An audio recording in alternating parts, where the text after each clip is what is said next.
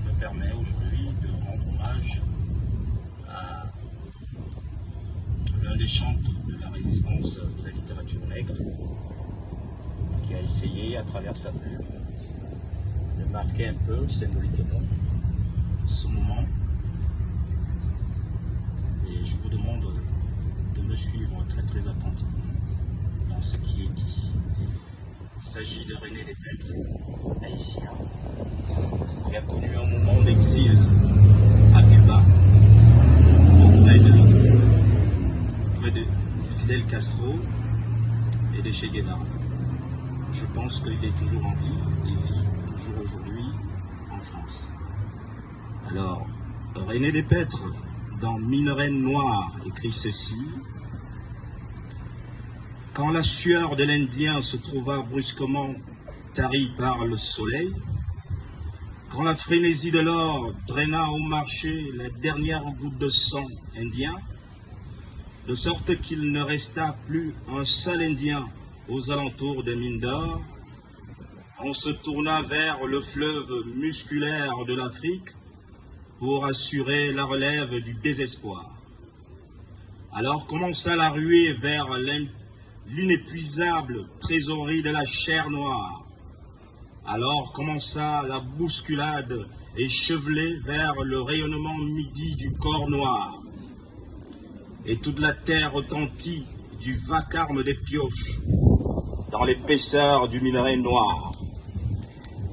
Et tout juste, si des chimistes ne pensèrent au moyen d'obtenir quelque alliage précieux, avec le métal noir, tout juste si des dames ne rêvèrent d'une batterie de cuisine en nègre du Sénégal, d'un service athée, en massif négrillon des Antilles, tout juste si quelques curés ne promit à sa paroisse une cloche coulée dans la sonorité du sang noir, ou encore si un brave Père Noël nous songea pour sa visite annuelle.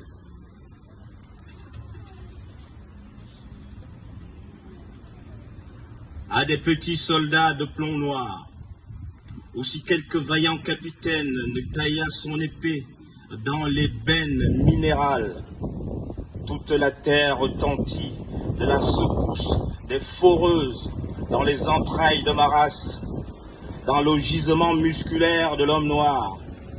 Voilà de nombreux siècles que dure l'extraction des merveilles de cette race, aux couches métalliques de mon peuple, minerai inépuisable de rosée humaine. Combien de pirates ont exploré de leurs armes les profondeurs obscures de ta chair?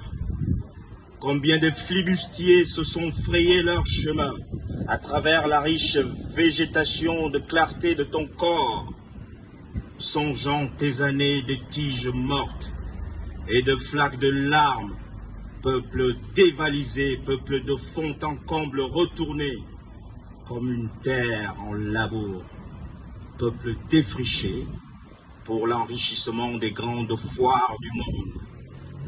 Mûris ton grisou dans le secret de ta nuit corporelle, nul n'osera plus couler des canons, des pièces d'or dans le noir métal de ta colère en crue. Voilà.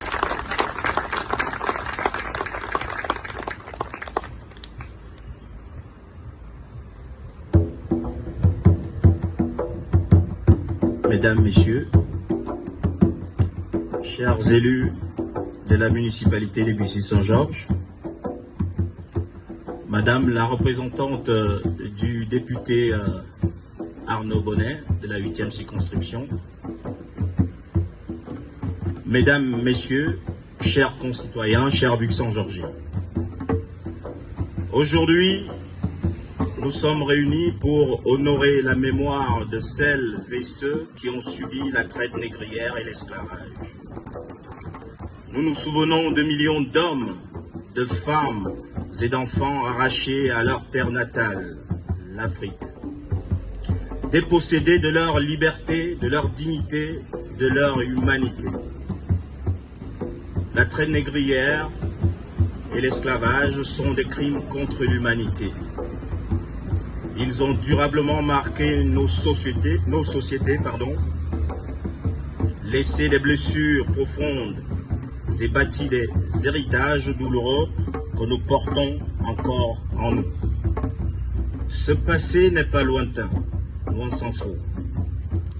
Il est inscrit dans notre histoire, dans nos paysages, dans notre culture, dans nos familles. Il est à jamais profondément marqué au fer rouge, dans notre chair et dans notre mémoire. En cette journée nationale, nous faisons acte de mémoire, non pour raviver les douleurs, mais pour reconnaître, pour transmettre, pour instruire, pour éduquer. Car la mémoire n'est pas qu'un devoir mécanique. Elle est une exigence de justice, un impératif catégorique pour nous et la postérité. Elle nous oblige à regarder en face les ombres de notre histoire, à rendre hommage aux résistances. Et parmi les résistants, je citerai Jean-Jacques Dessalines, ce grand Tahitien. Je citerai Toussaint Louverture. Elle nous oblige à regarder en face plusieurs luttes de liberté. On se souvient de celle de Martin Luther King. On se souvient de celle de Madiba, Nelson Mandela.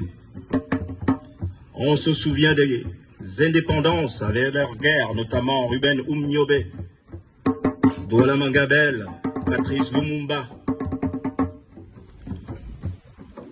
Elle nous permet de regarder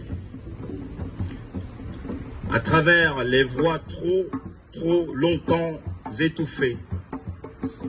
Celle du littéraire Aimé Césaire, celle du littéraire Mongo Betty, celle du dernier savant de l'histoire, Cheikh Anta Diop, avec son livre Nation, Nègre et Culture. Et de l'autre côté de l'Atlantique, les luttes de Louis Farrakhan et de Malcolm X. Se souvenir, c'est aussi s'engager.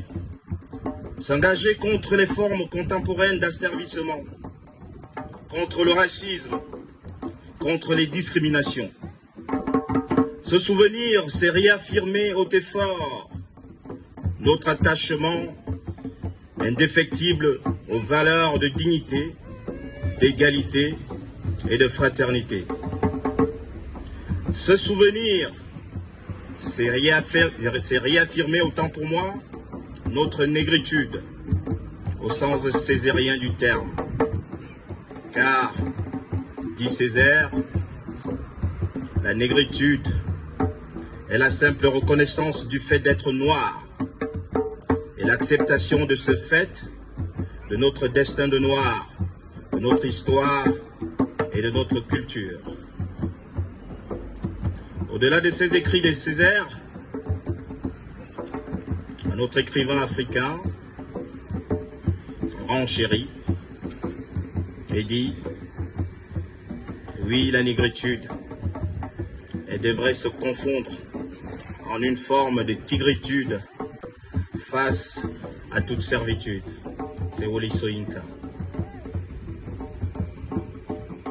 Oui, nous pensons à tous ceux qui, malgré les affres de l'histoire, malgré plus de 4 siècles de brutalité et de barbarie, ont conservé l'espérance. Aujourd'hui et toujours, nous pensons à ceux qui, dans leurs plantations, dans les cachots du désespoir, dans les bateaux négriers, ont chanté la liberté, mais alors debout, ont résisté par la robustesse de leur culture, leur foi, leur langue et leur courage. Nous rendons hommage aux abolitionnistes, en l'occurrence Victor Schœlcher. Nous rendons hommage aux anonymes comme aux figures illustres qui ont porté la voix des sans-voix et forcé l'histoire à changer de cap, à se doter d'une boussole nouvelle, celle-là.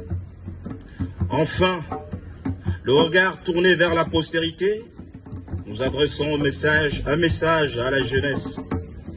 La mémoire n'est pas un poids. Elle est une résilience, une force.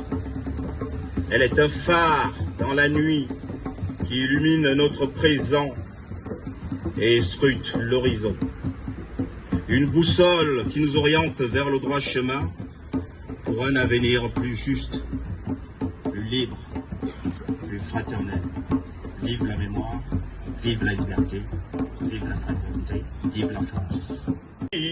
Jour de gloire est arrivé, contre nous de la tyrannie, l'étendard sanglant élevé, l'étendard sanglant élevé. Entendez-vous dans nos campagnes mugir ces féroces soldats qui viennent jusque dans vos bras, égorger vos fils et nos compagnes, aux armes citoyens, formez vos bataillons, marchons, marchons, qu'un sang impur abreuve nos sillons. Merci.